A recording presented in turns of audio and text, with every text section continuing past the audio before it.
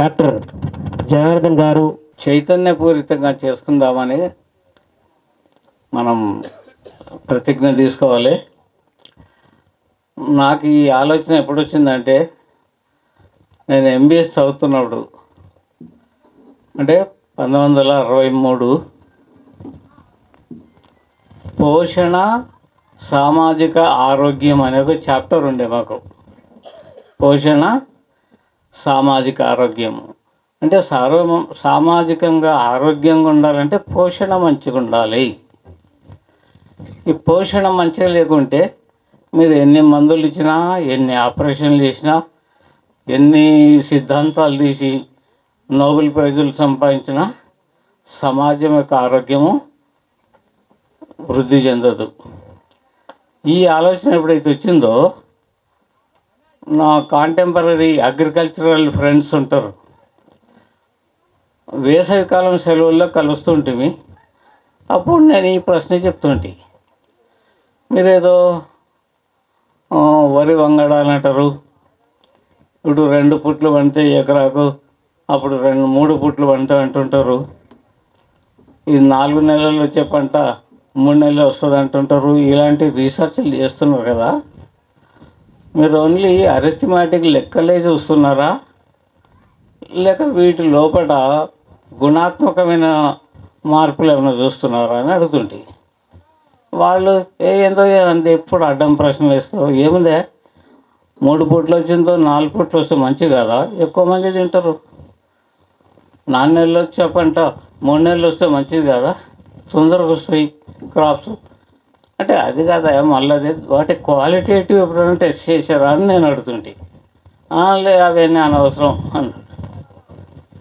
నేను అనుకుంటే, సరే వీళ్ళకు క్వాలిటేటివ్ తెలియదు అని ఇంకా వాళ్ళతో వాదించడం మానుకున్నా. రకరకాల ఆలోచనలు చేస్తుంటే అదే స్టైల్లో 1990లో ఈ పక్కనున్న భూమి కొనేసిన. అప్పుడు ఎంత అంటే 3,000కి ఎకరా, 3,000కు ఎకరా. ఇంకో విషయం చెప్తే ఆశ్చర్యపోతుంది, నేను పుట్టిన సంవత్సరం 10 రూపాయలకి ఎకరా. ఇది విన్నారా ఎప్పుడన్నా? ఎకరా భూమి 10 రూపాయలు. ఎప్పుడు? నేను పుట్టినప్పుడు.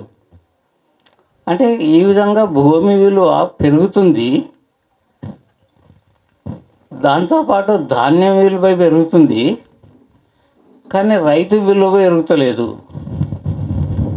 ఇది ఎక్కడ అబ్నార్మల్ సిచ్యువేషన్ అని వచ్చింది. అంతట్లకే ఒక నేషనల్ గ్రీన్ రెవల్యూషన్ వచ్చింది. నాకు అది వచ్చినాక ఇంకా వీళ్ళకి తలకాయలు చెడిపోయినవి అనిపించింది. నిజంగా నా మనసులో కోపం బాగుంది. ఇంకా వీళ్ళకి తలకాయలు లేవు, ఇంకా వీళ్ళ దగ్గర ప్రజలేమి సుఖపట్టలేరు అనిపించింది అని. అప్పుడు 1985లో ఖచ్చితంగా నిర్ణయం తీసుకున్నాను. ఏంటంటే తౌడు బియ్యం అయితే తినాలే, అంటే బ్రౌన్ రైస్, వైట్ రైస్ తిననే వద్దు. ఇప్పుడు చిన్న తమాషా విషయం ఏంటంటే, భగవంతుడు బుద్ధిండో లేకునో తెలియదు కానీ బియ్యం పైన బ్రౌన్ కలరు తౌడు ఇచ్చిండు. మనం ఏమనుకున్నాం, 99% ఏమని తెలియదు పాపం భగవంతునికి అని దాన్ని గీకేసినాం. ఆ బ్రౌన్ తౌడును గీకేసినాం, అంటే పాలిష్ చేసినాం.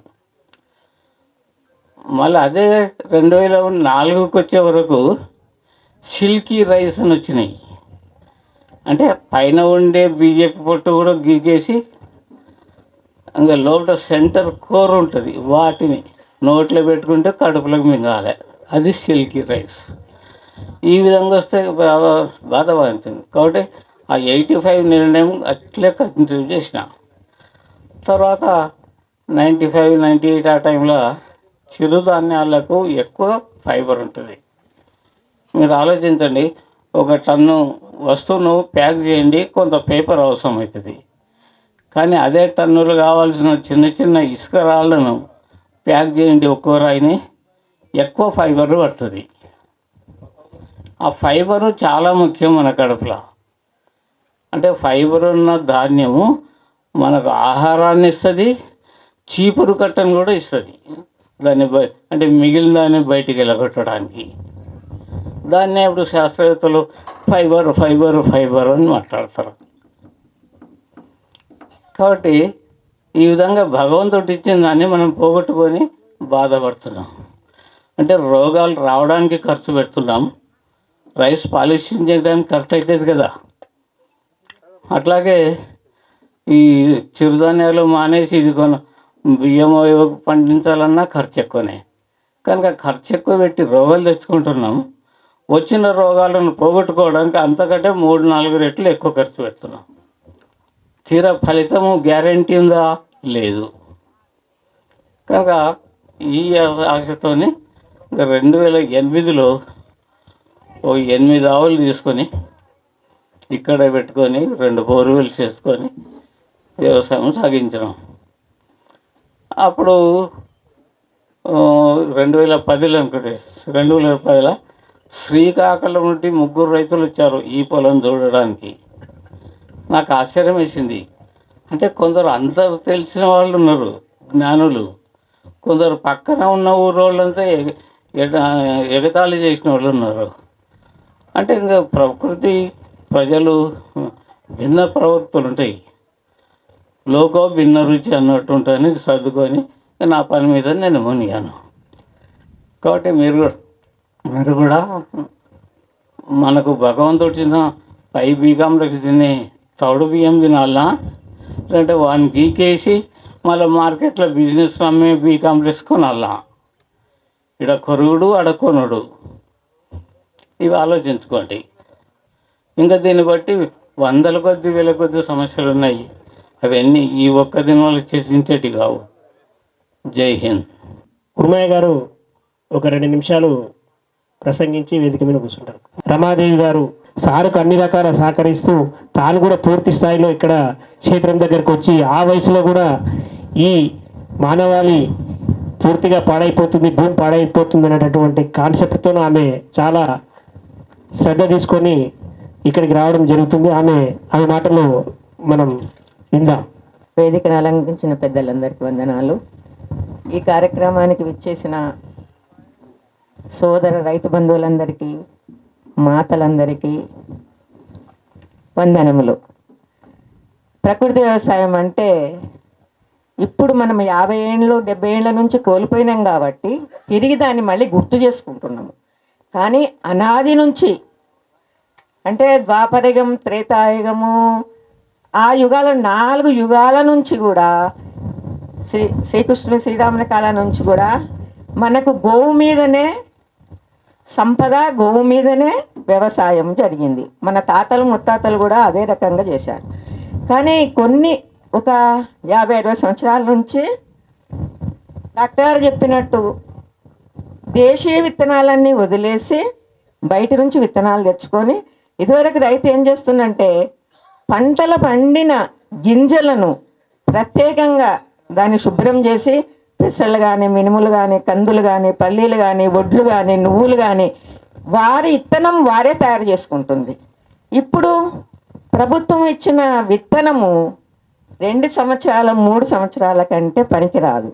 తర్వాత ఏం చేయాలి? మళ్ళీ మనం ప్రభుత్వం దగ్గరికి వెళ్ళి మళ్ళీ గింజలు తెచ్చుకోవాలి.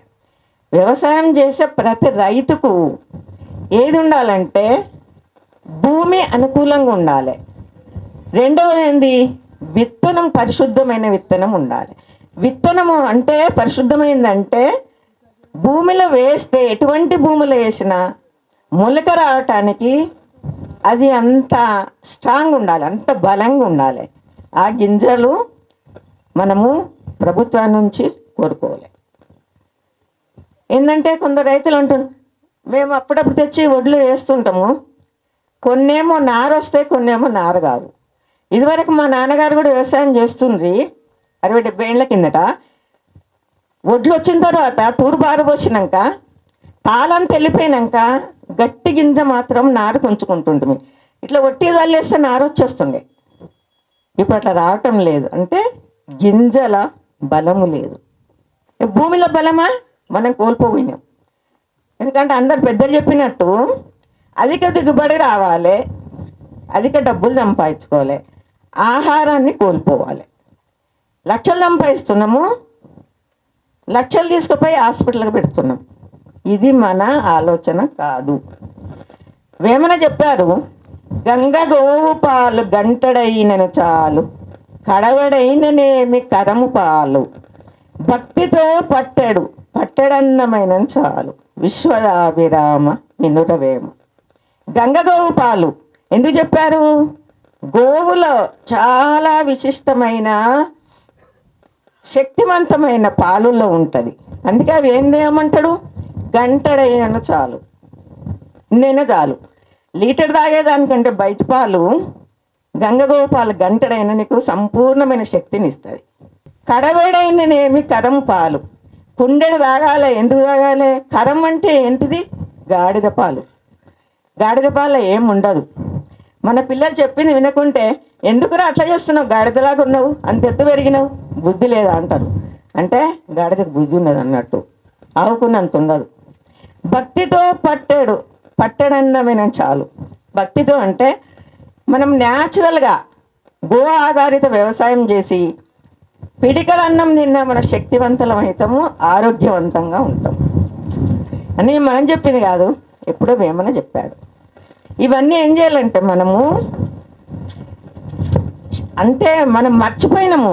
ఇట్లాంటి వేదికలన్నీ మనకు గుర్తు చేయడానికి పెడుతున్నారు. పిల్లాడు పండుకొని ఉంటాడు, స్కూల్ పోవాలని తెలుసు వానికి. వాడిని ఏం చేస్తావు, నాన్న 8 అయిందిరా లేవు, స్నానం చేసి స్కూల్కి ఉంటాము. ఆఫీస్కి పోయే భర్తలు కొడుకులు ఉంటారు, టైం అవుతుందండి లేవండి తయారు చేయండి, వెళ్ళిపోండి అని చెప్తాము. ఎందుకంటే ఈ వేదికలన్నీ మర్చిపోయిన విషయాలను తిరిగి జ్ఞాపకం చేయటానికి ఈ వేదికలు. అందుకే మనం అందరం మర్చిపోయినాం. సహజ వ్యవసాయం చేయాలని ఒక 50 ఏళ్ళ నుంచి 60 ఏళ్ళ నుంచి మర్చిపోయినాము. తిరిగి మళ్ళీ మనము ఆ వ్యవసాయంలోనికి దారి మళ్ళాలే, మన ఆలోచన రావాలనే ఉద్దేశంతో ఈ వేదికలు పెట్టారు. ఈ వేదికలను మన అందరం నేర్చుకొని, చాలామంది అంటున్నారు పావెకర చేసుకో, అర్ధెకర చేసుకో. కాదు, మీరు మొత్తం వ్యవసాయం చేయండి. పండే దాంట్లో కొంచెం ఎక్కువ ఎరువు వేసుకునండి, పండుతుంది. మిగతా భూమి 2 సంవత్సరాలకైనా దాని యొక్క వేసిన యొక్క ఫెర్టిలైజర్ ఉంటుంది కదా, దాన్ని అంతా శుద్ధి అవుతుంది. ఇంకా 2 ఏళ్ల కన్నా మన భూమి మొత్తము 4 ఎకరాలు పండుతుంది. కాబట్టి మీరందరూ ఇక్కడ వచ్చినందుకు మీకు అందరికీ పాదాభివందనాలు.